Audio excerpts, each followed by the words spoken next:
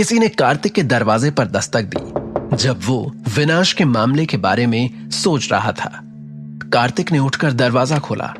वो और कोई नहीं बल्कि उसकी मकान मालकिन डॉली थी। क्या हुआ? कार्तिक ने पूछा।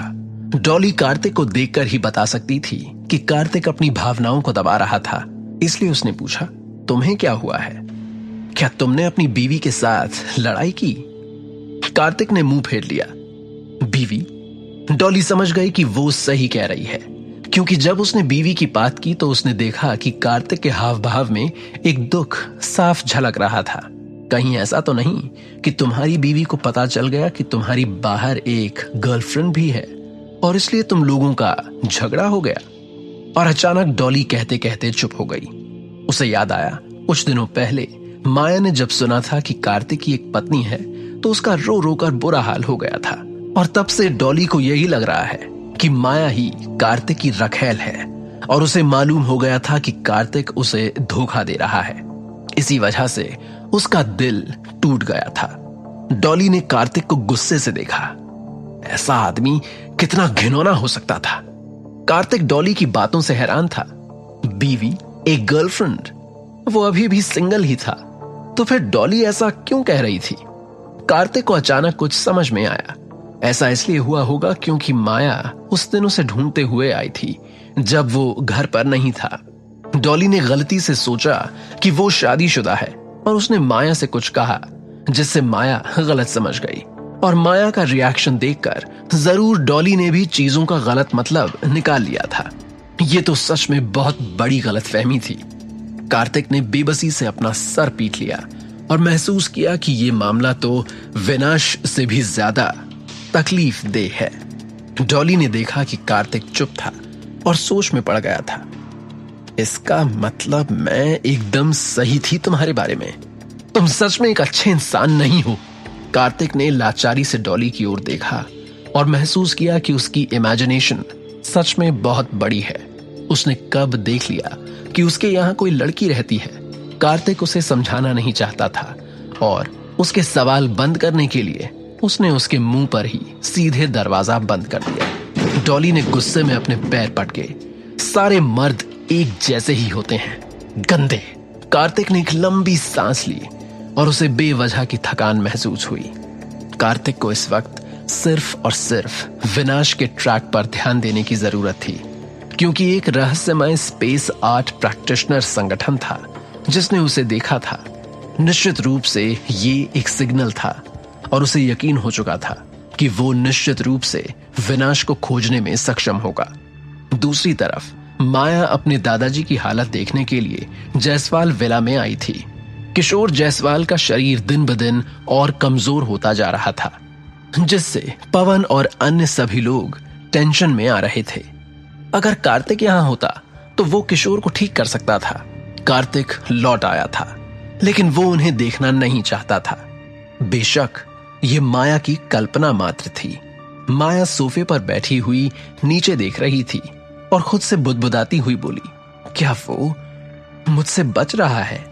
उसने सोचा कि कार्तिक शायद जानता था कि वो आ रही है और इसलिए उसने उससे किनारा कर लिया। माया बहुत दुखी हुई जब उसने सोचा कि कार्तिक पहले से ही शादीशुदा है। क्या कार्तिक ने उसे पूरी तरह से छोड़ दिया था? केतन की पीठ उसकी तरफ थी। जब उसने उसे 4 करोड़ की एक लैम्बोर्गिनी वापस ड्राइव करते देखा तो पवन, यामिनी और पायल सभी की आंखें चौड़ी हो गईं। पवन ने पूछा कि ये कार कहां से आई है? जायसवाल फैमिली इतनी लग्जरी कार नहीं खरीद सकती थी। केतन को समझाना नहीं आता था। एक साधारण वाक्य के बाद उसने माया को खींच लिया और चुपचाप कहा, दीदी, मुझे ये दरवाजे पर मिली। एक नोट भी है इसमें जिसमें लिखा है कि ये तुम्हारे लिए है। माया ने कागज का टुकड़ा लिया तो उस नोट के साथ एक एनवेलप था जिसमें गोलियों की एक बोतल थी जो सन ऑफ नरसिम्हा ने दी थी। बोतल खोलकर माया ने एक ताजा महक सूंघी।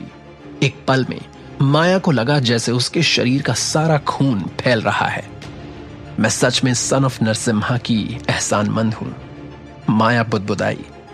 दीदी, ये क्या है? केतन ने उत्सुकता से पूछा।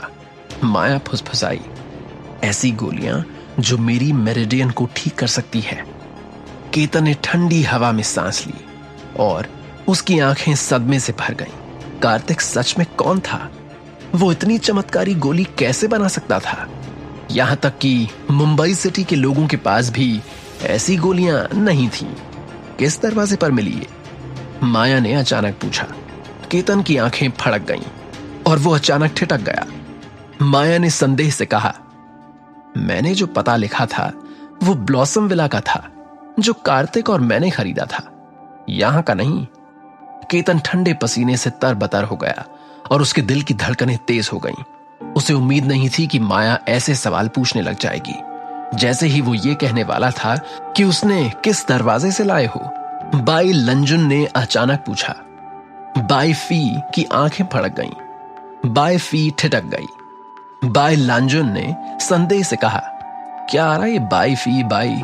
जैसे ही वो ये कहने वाला था, माया ने अचानक से पूछा, किस दरवाजे से लाए हो? केतन की आंखें फड़क गईं। माया ठिठक गई। केतन ने संदेह से कहा।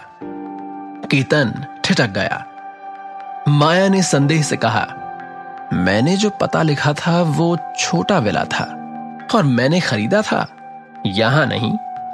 केतन ठंडे पसीने से तरबतर हो गया और उसका दिल दौड़ गया। उसे उम्मीद नहीं थी कि माया अब भी कुछ गड़बड़ कर देगी। जैसे ही वो ये कहने वाला था कि उसने किस दरवाजे से लाए हो, माया ने अचानक पूछा। केतन की आंखें फड़क गईं। केतन ठिठक गया। माया ने संदेह से कहा, मैंने जो पता लिखा था वो छोटा विला था और मैंने खरीदा नहीं, यहां नहीं। केतन ठंडे पसीने से तरबतर हो गया और उसका दिल दौड़ गया। उसे उम्मीद नहीं थी कि माया अब भी कुछ गड़बड़ कर देगी। जैसे ही वो ये कहने वाला था कि उसने कार्तिक को देखा है, माया बोली, क्या तुम स्पेस कल्टिवेटर ग्रुप के सन ऑफ नरसिम्हा को जानते हो? केतन अवाक रह गया। स्पेस कल्टिवेटर ग्रुप से सन ऑफ नरसिम्हा कौन था? कार्तिक भी स्पेस कल्टिवेटर ग्रुप में शामिल हो गया था, जिसमें केवल योद्धा ही शामिल हो सकते थे। कार्तिक एक स्पेस आर्टिस्ट है, लेकिन दीदी ने कार्तिक को पहले ही देख लिया था। कार्तिक का शरीर कमजोर है, इसलिए वो स्पेस आर्टिस्ट नहीं बन सकता। केतन अपने दिल में चौंक गया। मूल रूप से कार्तिक का शरीर कमजोर था, इसलिए उसके लिए स्पेस आर्टिस्ट बनना इम्पॉसिबल था। माया ने उसे स्पेस आर्टिस्ट की दुनिया के संपर्क में लाने की हिम्मत ही नहीं की थी। हाँ, मैं सन ऑफ नरसिम्हा को जानता हूं, हम अच्छे दोस्त हैं, उसने मुझसे पहले ही कहा था। केतन ने कठोर अभिव्यक्ति के साथ कहा और चुप हो गया।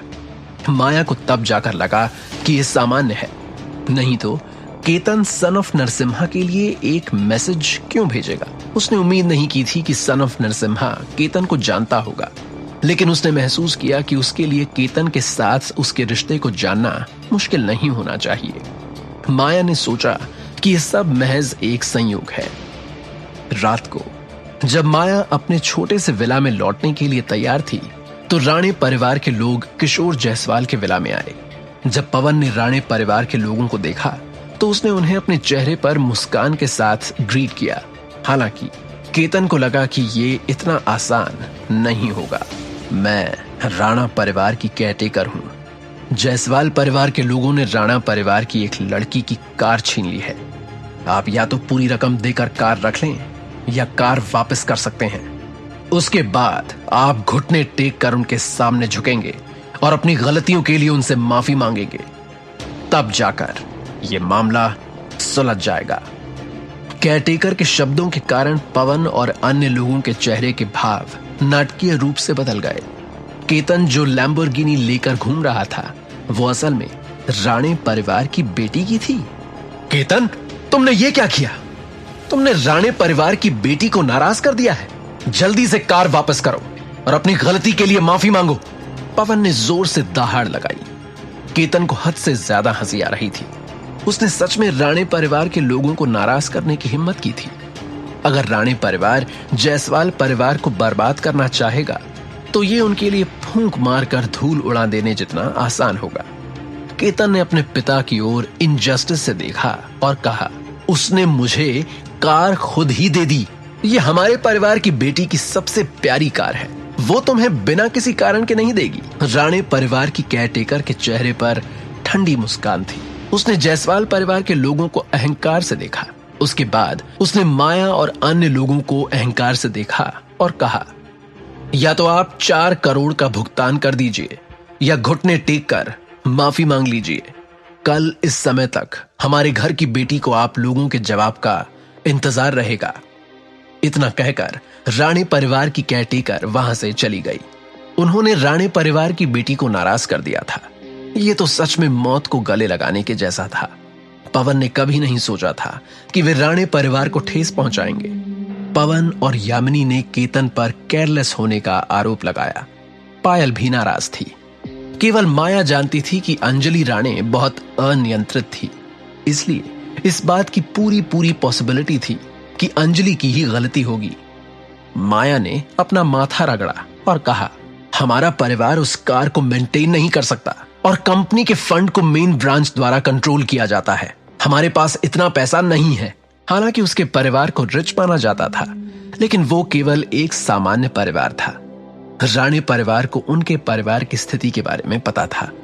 उनका असली उद्देश्य ये उम्मीद करना था कि वे घुटने टेक कर माफी मांगेंगे। राणे परिवार उन्हें अपमानित करना चाहता था। राणे परिवार ने माया के परिवार को अपमानित किया था। वे चाहते थे कि माया का परिवार घुटने टेक कर उनसे माफी मांगे। ये एकदम क्लियर था कि यहां पूरी तरह से अंजलि की ही गलती थी, लेकिन उसने केतन को फंसाया। तुमने अंजलि राणे से पंगा क्यों लिया? क्या तुम नहीं जानते कि वो और उसका गुस्सा कितना ज्यादा फेमस है? पायल ने केतन को घूरते हुए देखा। केतन ने अपने दांत पीस लिए और कहा, कुछ भी मत कहो, यहां मेरी कोई गलती नहीं है। उसने कहा कि इतने सारे लोगों के सामने वो मुझे कार देगी। मैंने नहीं सोचा था कि वो मुझे धोखा देगी। कार्तिक सही था। दरअसल अंजलि ने इस मामले को शांत ही नहीं होने दिया। तो तुमने ले क्यों ली ये कार? वहीं छोड़कर आ जाते। क्या तुम नहीं जानते कि हम राणे परिवार को नाराज करने का जोखिम नहीं उठा सकते? पायल को लगा कि राणे परिवार को नाराज करने से उनके परिवार को बहुत परेशानी होगी। बस और कुछ मत कहो, चलो पहले कुछ सोचते हैं। माया ने पायल और केतन को झगड़ते हुए देखा और तुरंत डांटा। माया का पायल और केतन के दिलों में बहुत ऊंचा स्थान था। उन्होंने देखा कि वो सचमुच गुस्से में थी और उन दोनों ने झगड़ा करना बंद कर दिया। अब हमें क्या करना चाहिए? क्या हमें सच में उस अंजलि राणे के सामने घुटने टेकने के लिए केतन को आगे करना चाहिए? अगर ऐसा है तो पूरे पुणे शहर में जायसवाल फैमिली की क्या इज्जत रह जाएगी? पायल ने अपने दांत पीस लिए और कहा। माया ने सिर हिलाया। उसके पास और कोई चारा नहीं था। नालायक, तुम्हारे कारण देखना किसी दिन हमारा जायसवाल परिवार बर्बाद हो जाएगा। पवन ने अपना हाथ उठाया और केतन को मारने के लिए आगे बढ़ा। यामिनी ने तुरंत पवन को रोका और कहा, यह सब उस अंजलि की गलती है। इस वक्त सबसे जरूरी चीज है यह सोचना कि हम उसकी भरपाई कैसे करेंगे। अगर हम अंजलि के मुंह पर वो सारे पैसे फेंक दें तो वो हमारी लाइफ में कोई अड़चन पैदा नहीं करेगी। पवन ने ठंडी सांस ली और कहा, वो राणे परिवार की बेटी है। वो 4 करोड़ की परवाह नहीं करेगी। वो स्पष्ट रूप से हमें अपमानित करने की कोशिश कर रही है। बिल्कुल सही कहा। अंजलि को उसके 4 करोड़ की परवाह बिल्कुल नहीं है। वो तो बस माया के परिवार को अपमानित करना चाहती थी। माया के परिवार ने उसे इतने सारे लोगों के सामने अपमानित किया था, इसलिए वो चाहती थी कि उन्हें भी उसी अपमान का स्वाद चखने को मिले।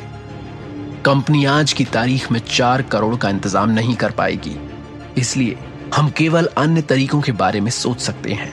माया ने कहा। 4 करोड़ जायसवाल परिवार के लिए एक बड़ी समस्या थी। पवन ने अपना फोन निकाला और शशांक बब्बर का नंबर डायल किया।